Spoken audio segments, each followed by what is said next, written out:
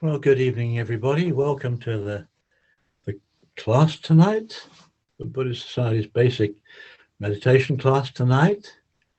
How are we doing for numbers? People are still coming in. Big welcome.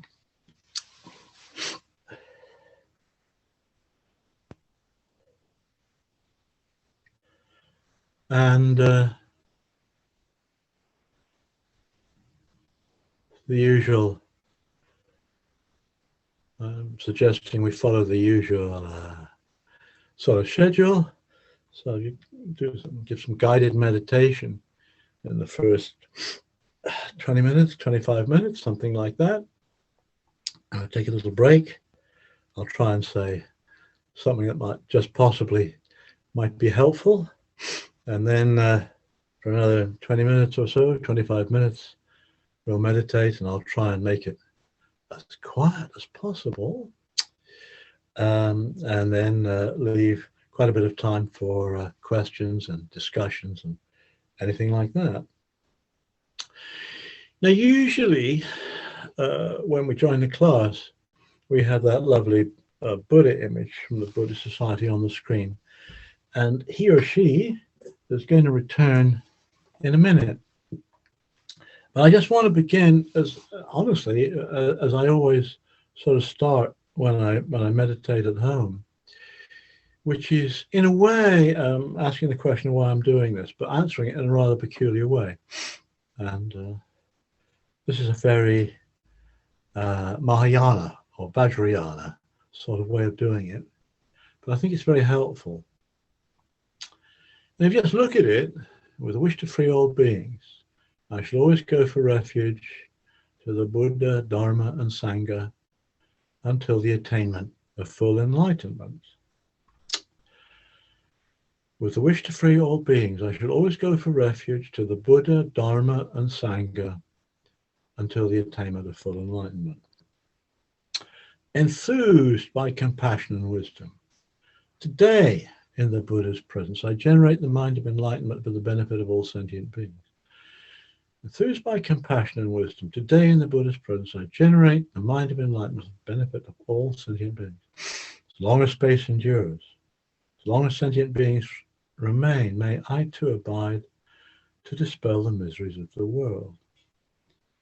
And if you just let that sort of sink in for a moment, I just find this extremely interesting. And I just want to focus on just a couple of teeny-weeny aspects of this.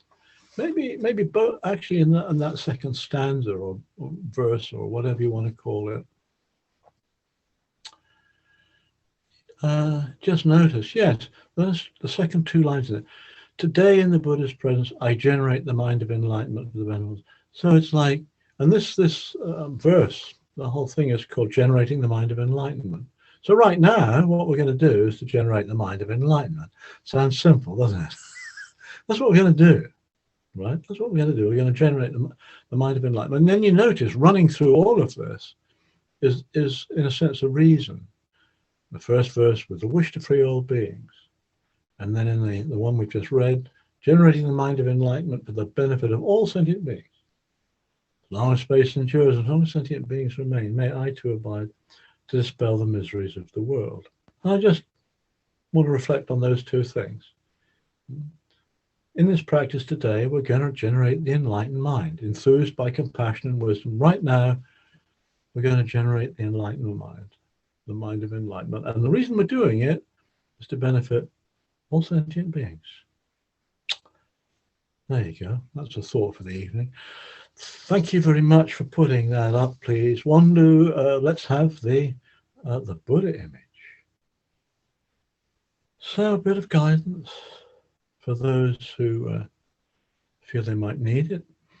I always say, if what we're doing works for you, keep at it. Don't let me get in the way. Oh, I should also say, it was quite relevant. Before the class began, there were problems at at the listener's end with distortion of sound from me. So if the sound gets totally unpleasant, as I speak, please send a message through in chat, which is there, lurking around there somewhere. And I don't know if we can do anything about it. We can, but anyway, yes, I had to mention that. Okay. Posture, comfortable, alert, relaxed. Alert, relaxed, stable posture. These are little words that go through my mind when I sit down here in my study to meditate. So stable posture, an alert posture. I've had a cup of tea. It's not too stuffy in here. So, and I'm sitting upright, comfortably upright. And otherwise, I'm quite relaxed, actually. Quite sort of floppy. But I'm balanced. At least I will be when I'm kind of balanced. So I don't think my head is going to nod forward or to side to side. Yeah, it's quite okay. It's an okay posture. An okay posture. I park my hands somewhere, and I'll watch any tendency to wriggle, and I'll let go. And it's not like I won't do it. I won't move. It's just like I notice. Already I'm swinging into mindfulness mode. You notice this? I'll notice that tendency to move, and I'll let go of that tendency. And I'll go back to the meditation object. And have I closed my eyes or half closed? Actually, I'm closing my eyes. I much prefer to do it with my eyes closed. Other people like to do it with their eyes half open. But there again, it's all about turning the attention inwards, isn't it?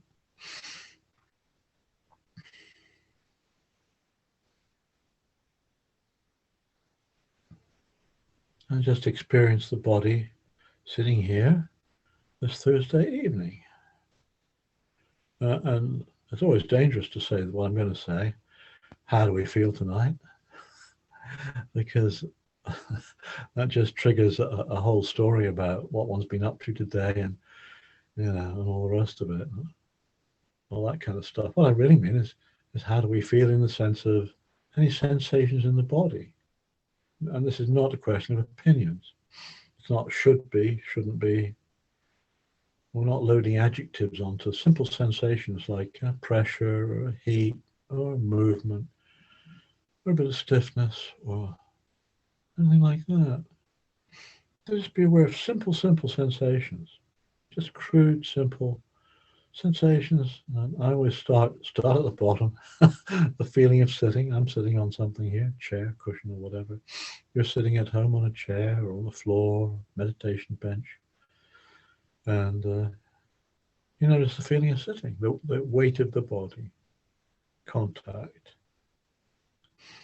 And my guess is most people here, your feet are on the floor. Maybe you're sitting on a settee or something, on a sofa, cross-legged. So notice sensations in the feet and the legs. On the floor, is having your feet touching the floor is nice. There's contact there. Contact there. Your feet. And then there's a feeling of sitting. And I've just picked up the breath in my belly, in the abdomen. Rising. Oh, can't miss that. No control. It's like the pressure of the waistband, isn't it? And I've got my hands parked somewhere. Hands are very sensitive. Just notice what we're touching. One hand on the other, hands on a cushion, hands in the pockets, sensations in the palm of the hands. Okay. Can't miss these sensations. You don't have to be a great yogi. Just a little bit attentive, that's all, to the little things in life, the little things in having a body this evening. Shoulders all right? Any tension there? Are we sort of crunched forward or what? It doesn't really matter as long as we're aware of it. Mindfulness is just about noticing. I like this little line I'm using a lot, thanks to Ajahn Sumedho. It's like this. How are things? It's like this. It's like as things present themselves right now in front of me, that's it. That's it. It's like this. The shoulders are like they are. Well, when you notice that the shoulders are a bit hunched, if you don't like that, you can relax, you can let go. Shoulders, hands, belly, feeling of sitting, feet. That's it, isn't it, really? Do a body scan for a few minutes. Make this awareness of feeling a bit more, fine-tune it a bit. So, what's the top of the head up to? Crown of the head. And I don't know if it's doing anything very interesting. You know, if you've got a headache, that's can't miss it. I hope we haven't, but if we have, you can't miss it. But if there's nothing special going on the crown of the head, that's what nothing little feels like. It's like this. You know, it's like this. Sensations in the scalp and the forehead. Trying too hard? That's interesting. Don't have to, don't want to. Around the eyes, eyelids, in my case, touching. Left eye, right eye. And sensations around the eyelids, whether we're sitting with the eyes closed or open. That's just sensations around the eyes. Ears. All the stuff in the scalp, anything at all. Skin on the face. I'm aware of warmth. You may be aware of a breeze coming into your room. Nostrils, breath on the nostrils. That's a nice meditation object, but just notice the sensation. Lips touching. Lips touching, saliva in the mouth. Tongue doing something or other, parked there. Jaw. Is the jaw tense or is it relaxed? Just notice that. It's like this. Notice that sensation. The throat, the neck. You've got the shoulders at the back there. Across the shoulders. How they're doing. Check out the left arm. The armpit. Or wearing something, a sleeve or something. You notice warmth from the sleeve, touching the sleeve. Down around the elbows. Down the forearm. The left wrist, the left hand. Putting the attention in the left hand there. Around the left hand. Then take it back up again. Take the attention up. Up, up, up. The elbow area, the armpit area. Up to the shoulders, across the shoulders from left to right. Any difference in the sensation?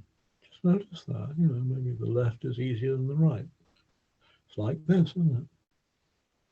And then sensations in the left arm, the armpit, upper arm, forearm, down the elbow, down the arm, the right wrist, the right hand, palm of the right hand, up the forearm, up to the upper arm, up to the shoulders. Check out the back. Any sensations in the spine, the back? Just be aware of it. Around the scapula, the shoulder blades. Down the spine. Small of the back. Maybe tuck it in a bit, but that's not for us. A choice. Down to the coccyx, the tailbone. Be aware of the feeling of sitting. Up to the top of the trunk of the body. Across the collarbone. That's the area just below the neck. Between the shoulders, the front. And I'm always aware of, because I sit at a desk a lot, of kind of collapsing around that area. So just notice that. And then let's dive into the rib cage. Feel the ribs expanding and contracting. Warmth, touch of our shirt, even the heartbeat perhaps. Pick up the heartbeat. Doesn't matter if we can't, but it's there.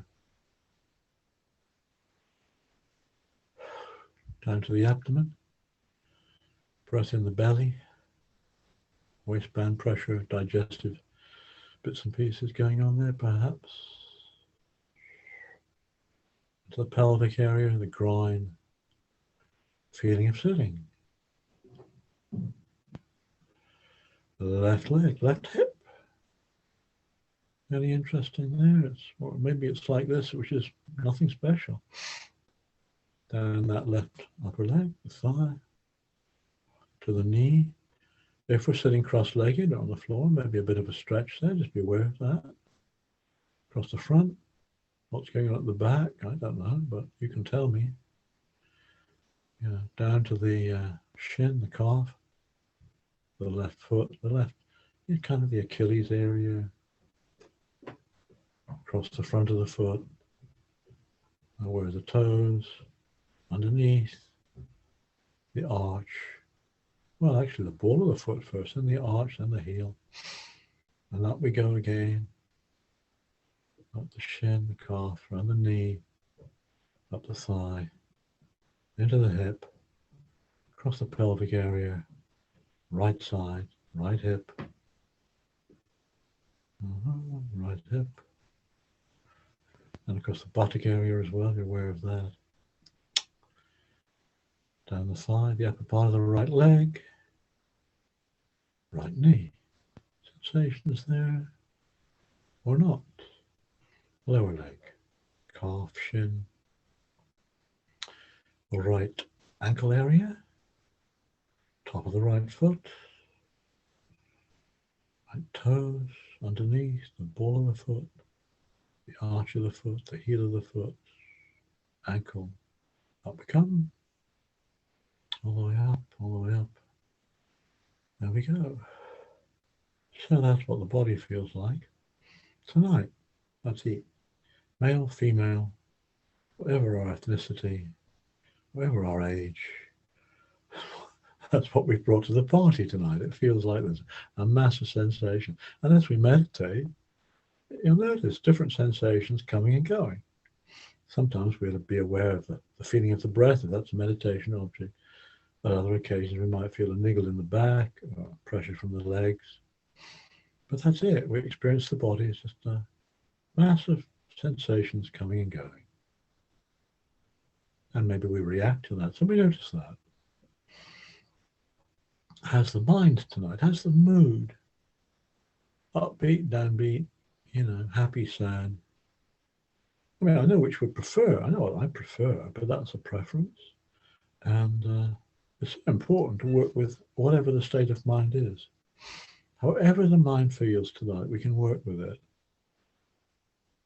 If we're down in the dumps, we can still be mindful of what that's like, actually. And, if we're high as a kite and radiantly happy, and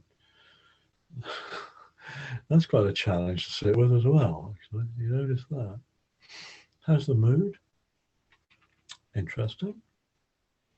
It's all interesting. It's like this. This is the attitude. It's like this. The body's like this. The mind's like this. We're generating the mind of enlightenment around these simple things. This is the way it is right now. And that's at the heart of this practice of mindfulness. Give a bit of focus to the practice. We have meditation objects, probably. Lots and lots of them. I could say a bit about some at question time. I recommend, the Buddha recommends the breath, a good all-purpose meditation object. The feeling of the ordinary breath. You're not controlling it. The breath's like this. However it is, it's like this. And it's a very useful meditation object wherever we feel it most. Maybe the belly. For me, it's around the nostrils. Take an in-breath and an out-breath. And it's that sensation, it's a physical thing. It's that feeling. In breath. Out breath. And that's the anchor, that's the reference point. It's not something we have to attach to, but something we can turn to, take refuge in. You know, when we catch the mind wandering, this is a real skill of my meditation practice, we're learning to let go of that, you see. The alert bit of this practice is noticing what's going on. The relaxed bit of this practice is letting go. Letting go. We don't have to hang on to stuff. I mean, if we want to, we can. And sometimes we're paid in our jobs to do that. Tonight, you notice, you let go, if we can. And it's just a relaxing and deliberately pointing the attention. You notice when we did body scanning, we directed the attention from the top of the head to the toes of the feet. Well, there are sensations there all the time. It's just, what do we attend to? And amazingly, it's the same with what's going on in our heads. What do we attend to? Stuff will come into the mind. We notice that. You know, it's like with a stretch around the knee. We notice that. We move on to how the left foot feels. So there's a thought, a sensation, a mood crops up into consciousness. We notice that. And point the attention back to the meditation object. That's a deliberate act of A, letting go, B, directing the attention. And letting the attention rest. So when they talk about concentrating on the breath, they mean letting go of everything else. It's simple, isn't it? You just got to work at it. And the breath is a splendid meditation object because, of course, it's quite calming unless we've got, you know, some sort of breathing problem. Calming, it's peaceful. But on the other hand, because it's so darn peaceful, not exactly stimulating, is it? And the natural tendency of the mind, the monkey mind, is to go off places. Anything is better than following the breath, even being angry, you know, worrying about stuff. And this is a real skill we develop in this practice, isn't it? Of noticing what the monkey mind wants to do, not denying it at all. This is part of our kind of humanity. That's what we're set up to do. But we're gradually changing the program, aren't we? We're programming ourselves a bit. We notice what's going on in the mind. Back to the breath. Back to the peaceful breath. Simply as an act of, not of suppressing thinking, acknowledging it's there, patiently noticing it, and then deliberately pointing the attention elsewhere, back to the meditation object. Let's try it.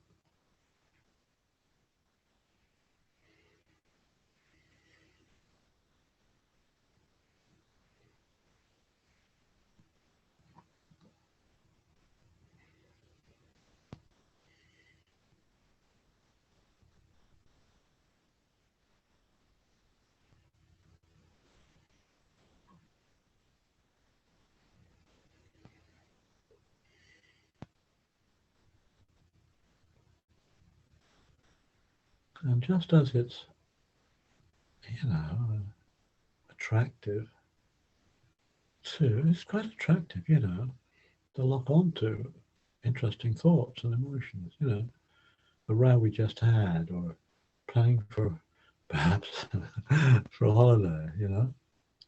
That's quite attractive. It really helps if we get interested in the breath, actually, not from the point of view of controlling it, but noticing its rhythm. It's long, it's short. You know, we don't have to worry about it, just notice it. It's deep, it's shallow. In and out. In-breath begins and ends. Out-breath begins and ends.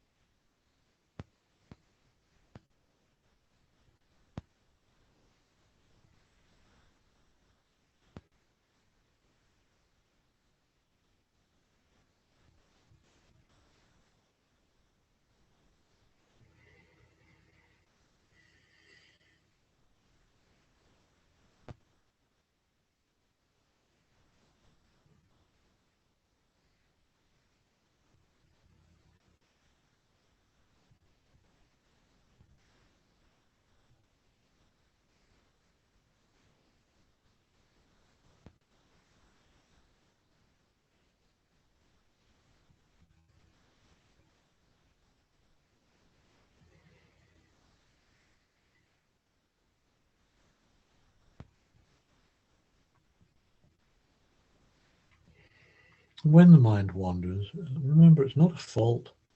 No judgment is involved in observing what the monkey is up to. Okay, there we go again. Just don't let it go too far,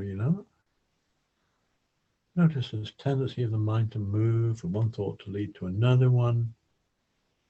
That's the way it is. It's like that. And then just let go. You have a choice. Point the attention back to the breath. So a lot of this is paying attention to the attention itself. It's interesting, isn't it?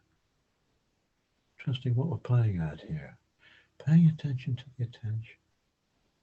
The mind wanders, we attend to that, we let go, redirect the attention back. Breathing in and breathing out.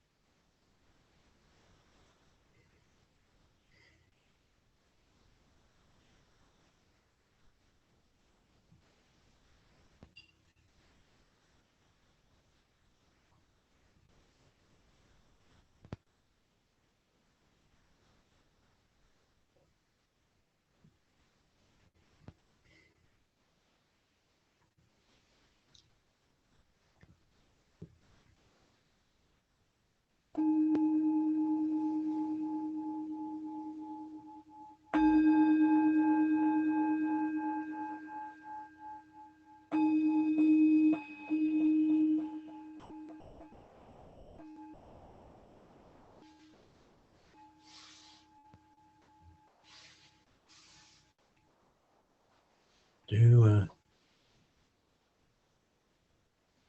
have a stretch, move around if you like to.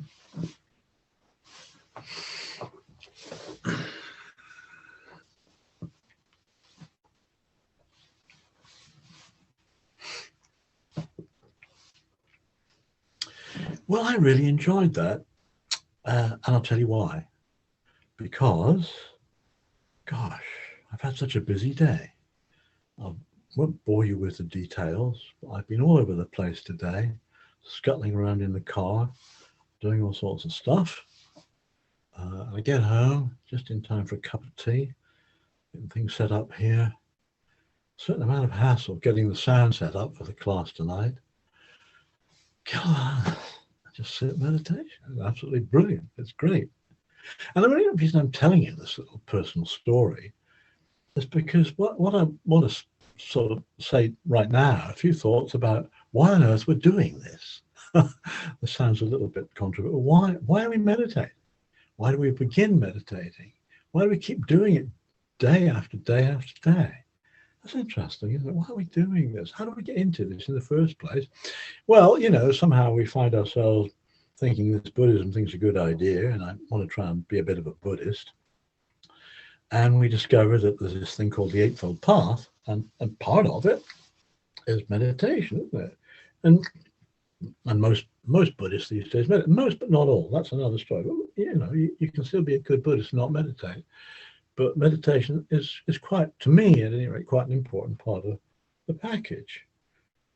Doesn't explain why I do it day after day after day. Of course, a lot of other people come to meditation practice, mindfulness practice, well, for slightly different reasons. They've heard it has benefits. You've heard that it helps. In fact, like therapeutic benefits, it helps with depression and anxiety, which is true. Okay, I better try that. Looking for a bit of peace of mind. Let's try it, you see. You even get businesses, firms, encouraging mindfulness. Maybe you think it's going to make me a more productive worker. We all need to improve our productivity, I gather. Maybe mindfulness, and these reasons, like curiosity, you see, or therapeutic reasons. We come into it, you see. And but why do we keep doing it day after day after day? And my little story gives you some reason why a lot of us do it day after day after day. I mean, on the whole, people do all of us, whether we're sort of gung-ho Buddhists or normal types, we keep doing anything because the thing we do is find it interesting, interesting and pleasant. If we're doing something which is not interesting and unpleasant, I would say, why on earth are we doing it? Right? And so what I'm appealing to really is saying, when we sort of get into meditation, maybe whether we're doing it, if you like, for spiritual reasons or for purely therapy, well, I'm not trying to put down therapy at all, or for other reasons, if we find it interesting and pleasant and helpful, we want to do it. As simple as that. That's what gets me doing it. Day after day, week after week, year after year. So, and there again, when you get into meditation, you do it, but if you find it, there's always more to discover. It's interesting. It's interesting. I always, you're learning. A good thing I like to say to people is at the end of a period of meditation, what have I learned? What have I learned this evening? I find there's always a bit more to discover about the way the monkey mind works, for example. It's interesting, isn't it? To find out how we're programmed. I think that's interesting. To learning a bit more about our habits and to learning how to let go of all of that if we want to back off a bit. So it's a voyage of discovery, isn't it? And it's a great way of approaching a period of meditation. It's like gentle curiosity. What's this all about? And the answer is, it's like this. It's right in front of us. and if you want to put a grand term on it, it's like it's the insight aspect of meditation. Talk about insight meditation. So what do we learn? What do we discover? Isn't that interesting? And it's like non-stop. The more we meditate, and I find the more interesting it becomes, to tell you the truth. But that's also pleasant as well. On the whole, it's pleasant to me. The mindfulness practice we've been doing is very pleasant. The mind calms down. Peace of mind can be part of the deal. That learning the ability to switch off. It's wonderful, very pleasant. You see, and like this period of meditation I've had, I've done I haven't had a bad day, but it's really nice to sit back and just follow the breath, watch the mind calming down. When we see what a quiet mind is like, and you see just how unsatisfactory just the slightest disturbance of that mind is. Oh, peace of mind. Wonderful, wonderful. So we do it because it's interesting and pleasant. For the same reasons as we sort of mostly do any sort of activity like that. So we hang in there because, we're learning more and more. That's quite interesting. And the mind gradually settles down. That's really, really nice. Now, those are personal reasons. Those are personal reasons. And it's nice if it's not just another personal project in which I'm going to explore the Dharma more, learn more about the way the mind works, and get more and more peace of mind. And that's why, we started off with generating the mind of enlightenment. Because, sometimes just this personal, agenda, calming down, learning more, maybe that's not enough. So what if we're doing this for the benefit of all other beings?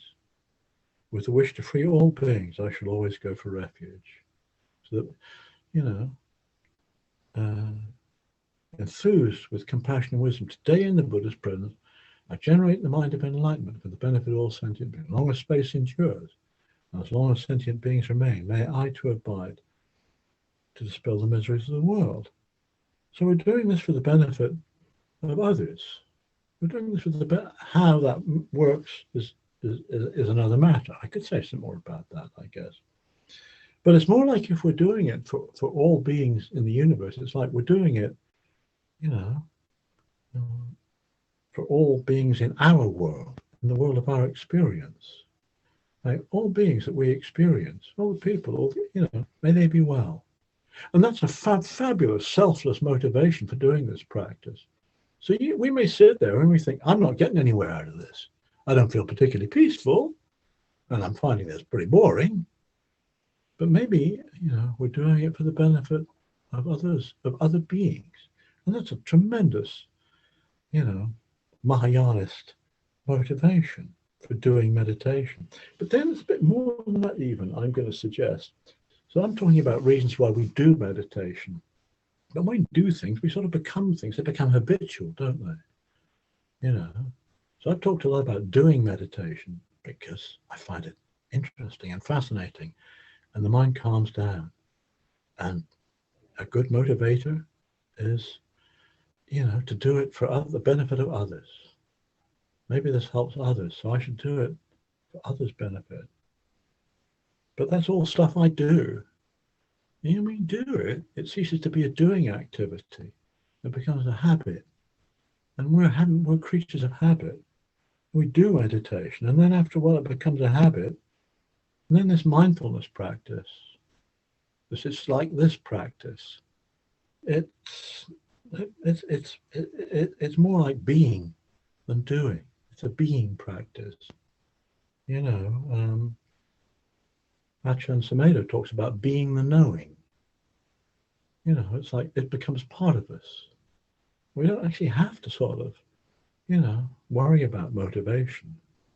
We've got the habit of just knowing. Of that, it's a change of perspective, isn't it, really? So anyway, ponder on that, but not in the next 20 minutes, because I want to encourage some more meditation. So let's get back into our good enough meditation posture.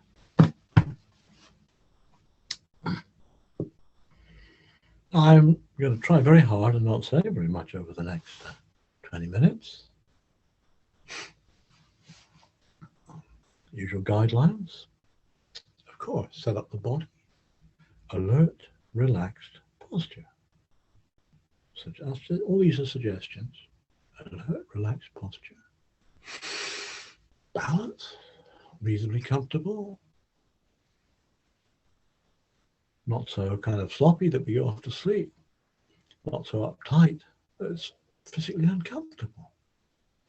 Balanced, comfortable, easeful, stable, alert, relaxed posture. Just set it up. Have a quick check of how the body feels. Okay. Mind. Mhm.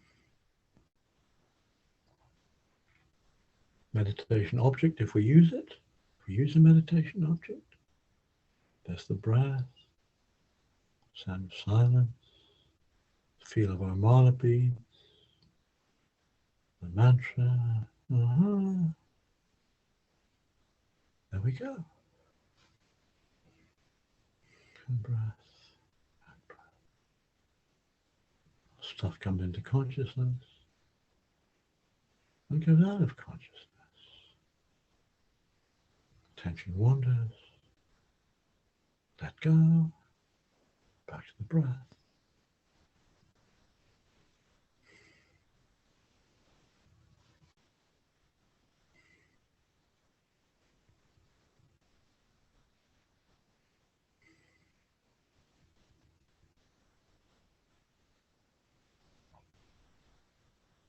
And it's just knowing. The practice is one of just knowing.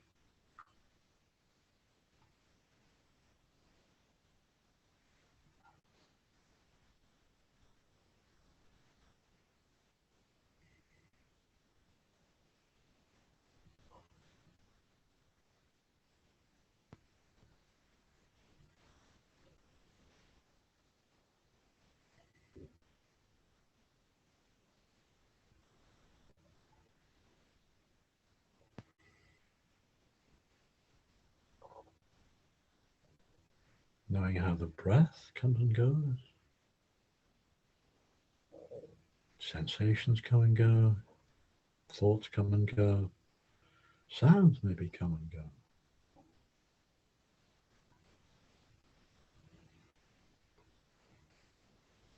And there's the knowing, as well as what there is to be known. Sights and sounds and smells and tastes and physical sensations and thoughts. And there's awareness of that. There's consciousness of it.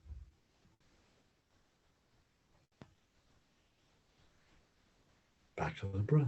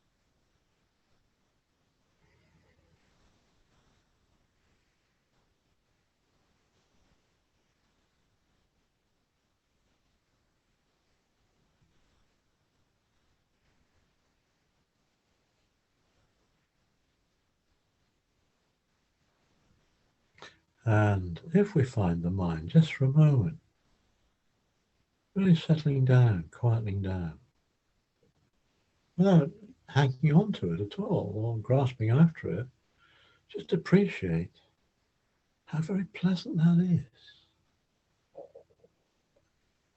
It's impermanent. Is it good? Is it peaceful? Appreciating the peacefulness of a quiet mind.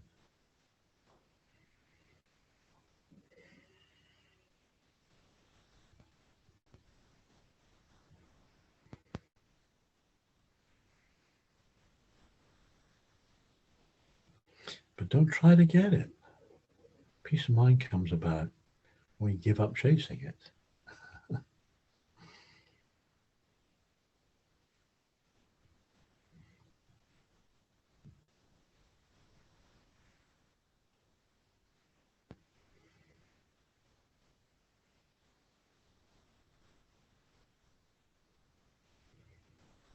And the reason for that is because the natural state of the mind is peaceful.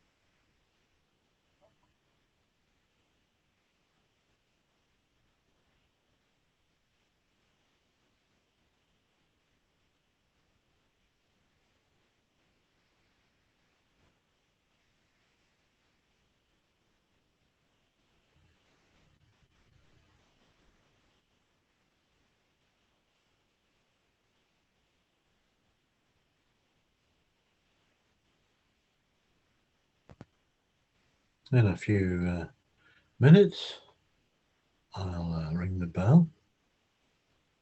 And here's a suggestion. Be aware of the sound of the bell, noticing hearing, and then bring the attention into the body. And we're going to move the body.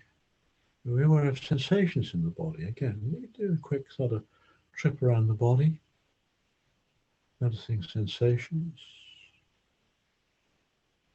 If we're sitting with the eyes closed, there's an intention to open them. And notice the feeling of seeing. Little things like this. So try this little experiment in a couple of minutes when I ring the bell.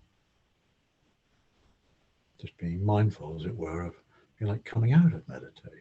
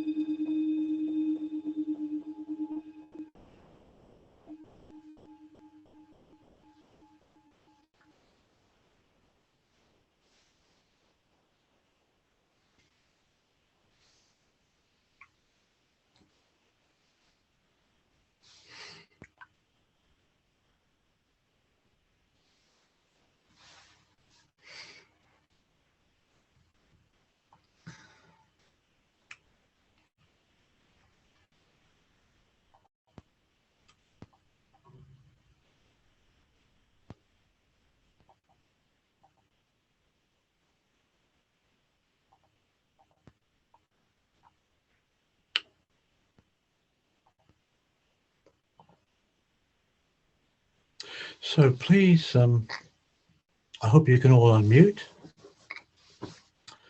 Wongdu behind the scenes making all of this happen. Please allow everybody who wants to be unmuted to be unmuted, so you can fire away and ask any questions or make any comments, or of course please use the chat box facility. It's now sort of in front of me and nobody's been chatting yet.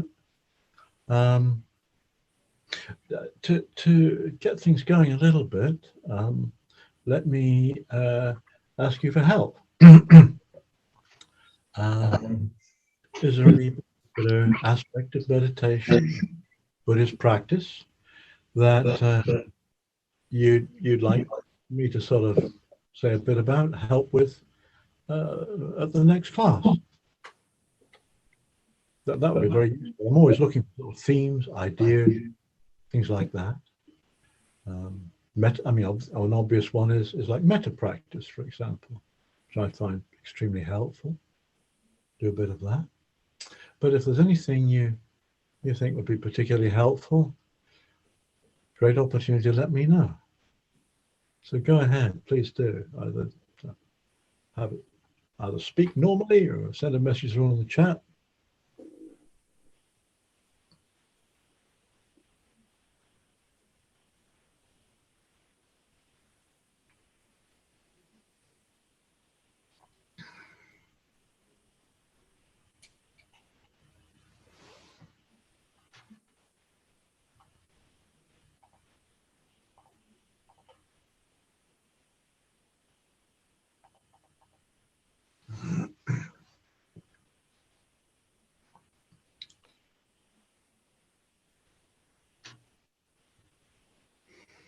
Just another little thought. That suggestion when I rang the bell that we become more aware of other sensations in the body besides the breath or whatever the meditation object is, and also more aware, I suppose, of external sounds and whatnot.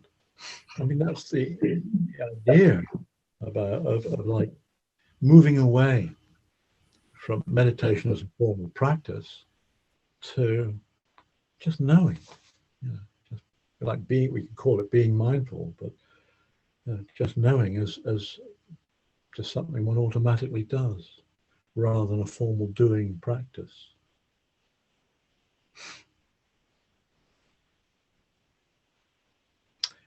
Anyway, any suggestions for next Colin, week? Colin. Yes. I forwarded a question in your chat.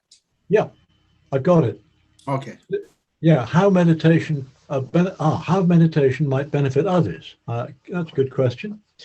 Well, the most immediate way is it makes us easier people to be with.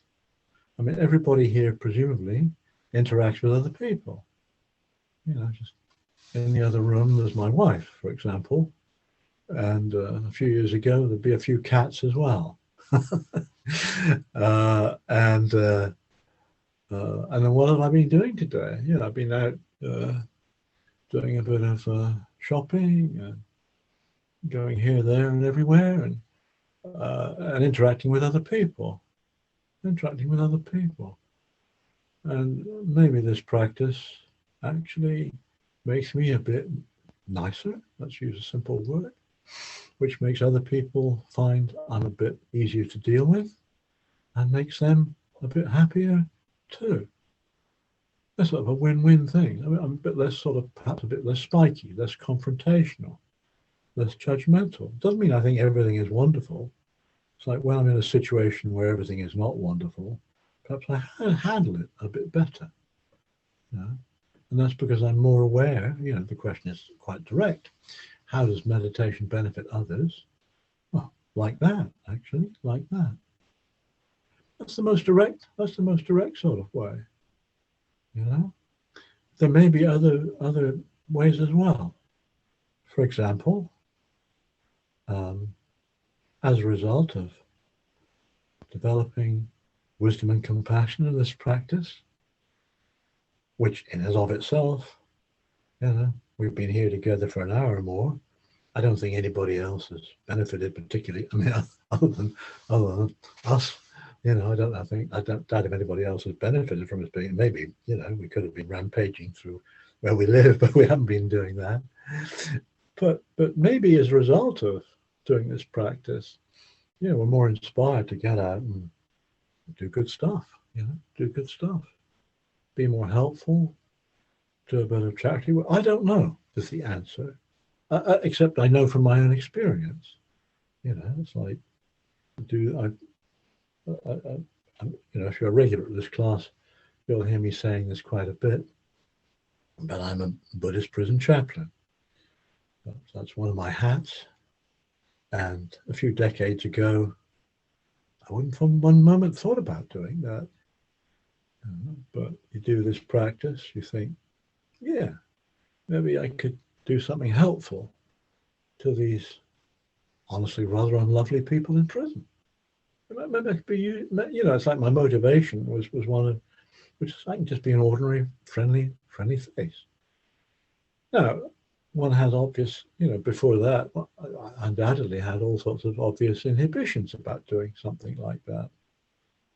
Yeah, but just got on and did it. I mean, that's just a personal example. I can't, it's like people often say, what are you Buddhists doing? Just sitting on your backsides, doing nothing for the world. Well, you're absolutely right. The last 40 minutes, we haven't overtly done anything at all to help anybody else. It's true. But what about tomorrow? Maybe what we do tonight affects what we do tomorrow, So that's the first sort of response. Then somebody else has written in, maybe it's the same person who wrote to me. Calm mind leads to a calmer life, leading to less hostile interaction with others, because one is calmer. Yeah, dead right. Okay. Well put. Well put. So those are kind of obvious ways. Without going, the whole sort of rather, grandiose halt, well, if we all meditate, the world would be a better place, which is true. And there's this connection. Don't forget, I'm sort of wearing my Buddhist hat now. There's a connection between meditation and how we lead the rest of our lives. The way we lead the rest of our life certainly enhances or can disadvantage our meditation practice. If we lead a tidy life and we don't go around hurting other people or messing up our own heads, that helps our meditation practice. It's like, why do we? I sit here feeling guilty about something I did. Well, don't do that.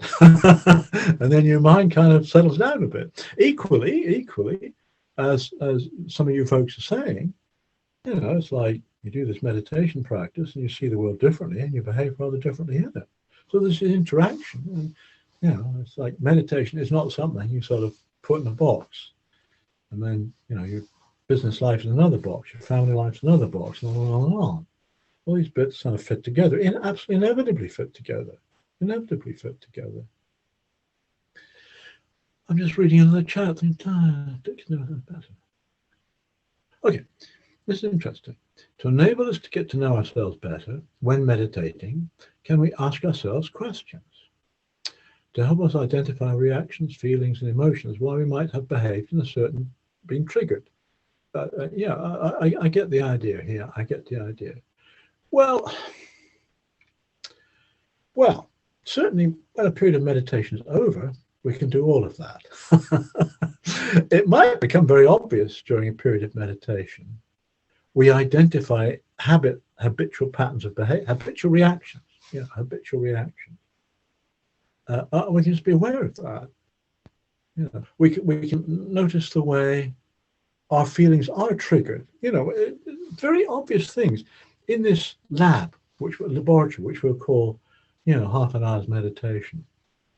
All sorts of things will come into the mind. And some of the things that come into the mind, one thought leads to another thought. You say, aha, that's why I'm doing that. You notice that. And the other way around, how sensations in the body trigger automatic reactions in the mind. That sort of thing. I'll give you another personal example.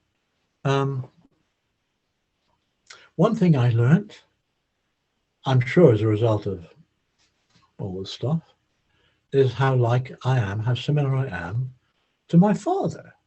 Now that, a geneticist would not be surprised by that. But I would not really have thought about that. I mean, not because I had a bad father or anything like that. He was just, okay, look, we're talking generations here. I suspect looking around Zoom room here. I'm one of the older participants. So we're going back to a time when English dads, like mine, were not particularly huggy. I mean, they were good fathers. They didn't beat me up or anything like that. Responsible sorts of folks. As I say, brought me up very well, but they weren't kind of instinctively warm and huggy. And I'll let you into a secret. I don't think I am either. Okay, so so I have a different relationship to my father. It's like, oh yeah, we're very similar. So you learn that sort of stuff. Gosh, and here's another one. What's the best way to take meditation into the everyday? Well, keep it the meditation. If this is just kind of a one-off, I mean, I'm delighted that people come along and spend time in this class. That's absolutely brilliant. Keep up the good work. What's wrong with doing it tomorrow and the day after and the day after that? And it's like, it's like in that sense, this is like developing any other skill, isn't it? If you want to, I'm just trying to think of a sport. But yeah, okay. Once in my prime, I used to run quite a lot, long distance running. But I didn't just like go out and turn in a good time for the half marathon. I put in a lot of time in between doing shorter distances. If you want to, I wish I had learned to play a musical instrument. But to play a musical instrument, you have to practice.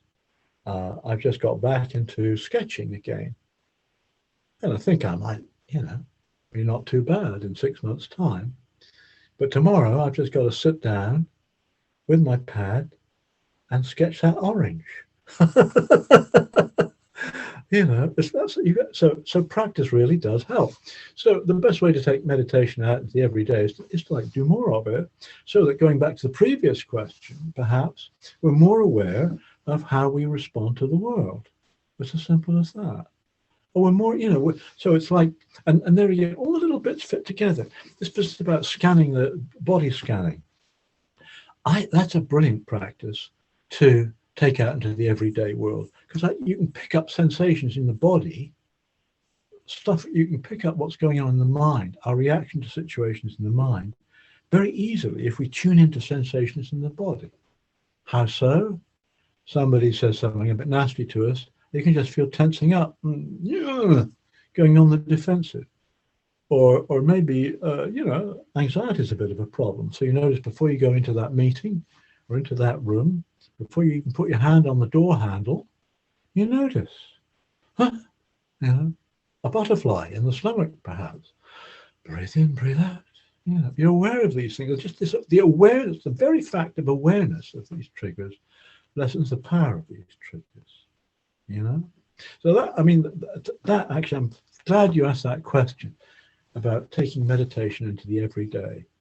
It's the body's, particularly if you live in your head. I mean, that used to be my job, thinking, and keeping fit, but not using the body as a monitor of what was going on in the head, in the mind.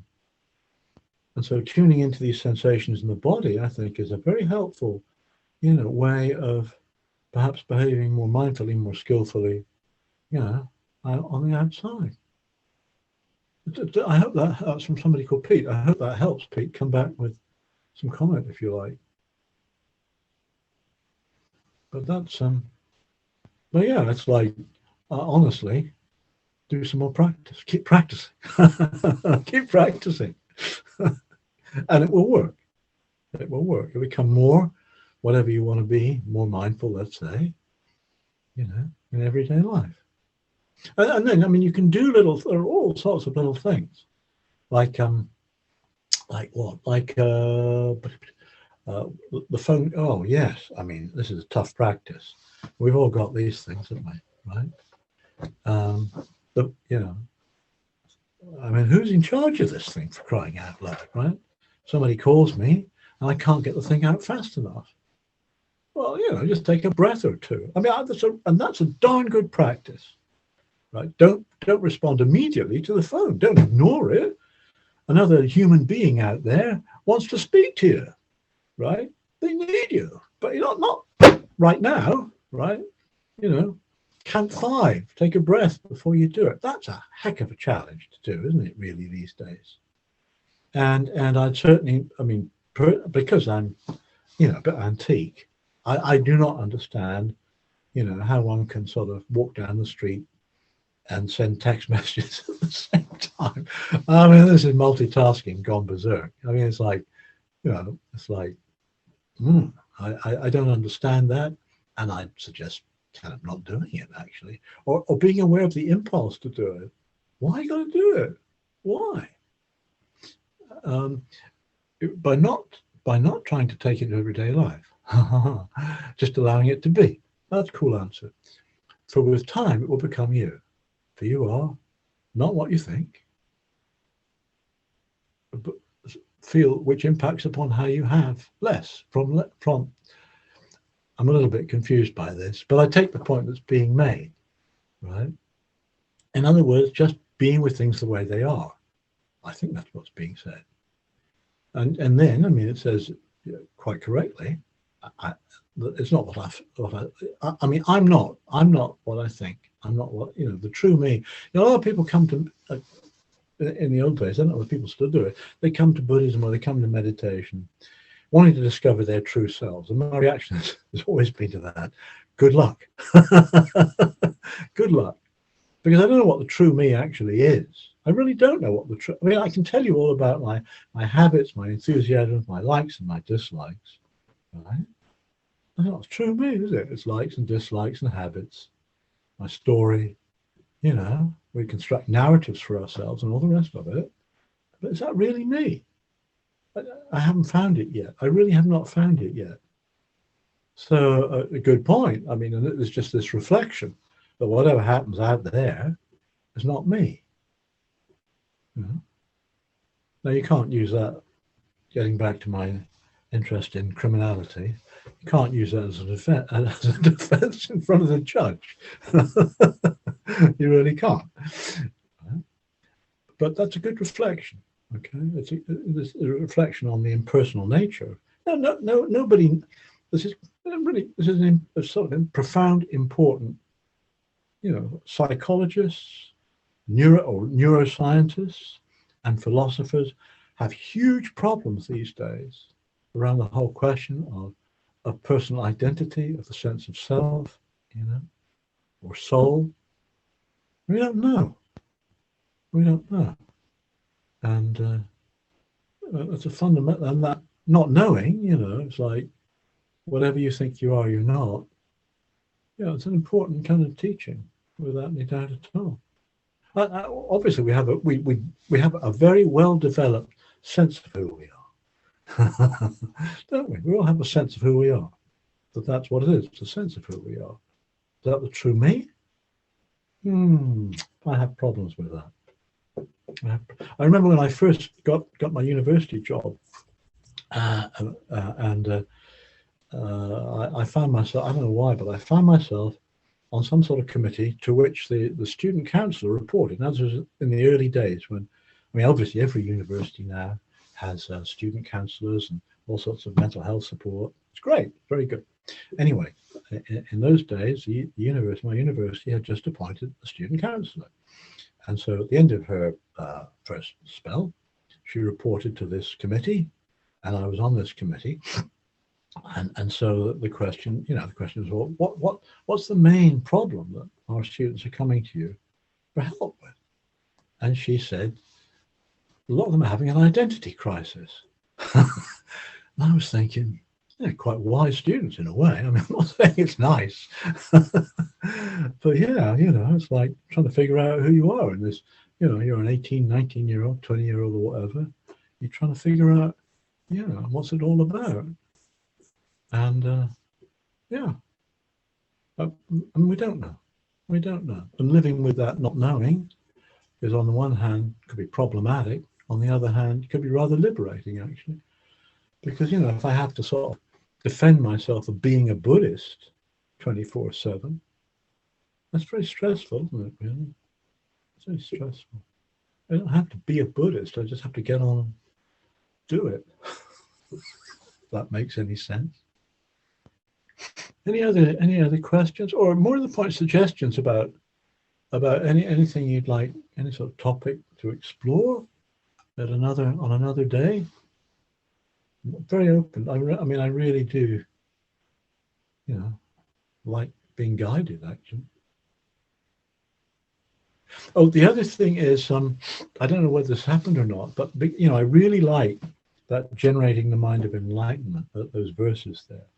And I've asked the Buddhist Society to make sure it's up on the website. It's really, I think it's a really good thing. It's a motivator. For me, it's a motivator. No matter what, 20 minutes meditation may do for me or for, whatever, maybe doing it is of value to other people. I think that's just a heck of a good Mahayanist sort of motivation. I deliberately emphasize the Mahayanist side of it because I'm the kind of like people who sort of think they know me, think I'm a dyed-in-the-wool Theravada Buddhist. But I'm a closet Mahayana Buddhist, I think, as well, right? And I found myself at an event where the Dalai Lama was speaking, and he came up with this, which has a long pedigree in Tibetan Buddhism, Mahayana Buddhism. And I just think it's a very, very helpful reflection. It's like, and you notice that last bit. As long as space endures, as long as sentient beings remain, may I stick around, do a bit of good in the world. Because it's, the idea of going for instant enlightenment is extremely attractive. I've had enough of all of this dukkha, old age, sickness, and death. I want out of this, right? And I just saying, stick around. Maybe you can help other people. And here's the mystery, which I'm just interpreting it. Maybe the best way to get out of this is to do it for other people. Maybe this is really a sneaky teaching. May I stick around to help all other beings? And I'm liberated immediately myself. And this is just an evil sort of interpretation from me. I've just had a message from Wongdo. Generating the Mind of Enlightenment is on the basic meditation page under class documents at the bottom of the page. Thank you, Wongdo, for sending that message through. So it's in there. You go to the basic meditation page on the website and look at it under class documents. I shouldn't think there'll be many others, but that one's there. So that's helpful. Do go and have a look at it, download it, print it off, stick it on your post-it, stick it on your, your pin board or whatever. Good. That's good. Any other suggestions at all? Been a good class. Thank you very much. Good questions. So I'm going to bring the meeting to a close. Thank you so much for being here this evening. Take care, stay fit, look after yourselves, looking after all other sentient beings. And who knows, we may be reborn together in 7 days' time. Wow. Okay, take care, everybody. Good night.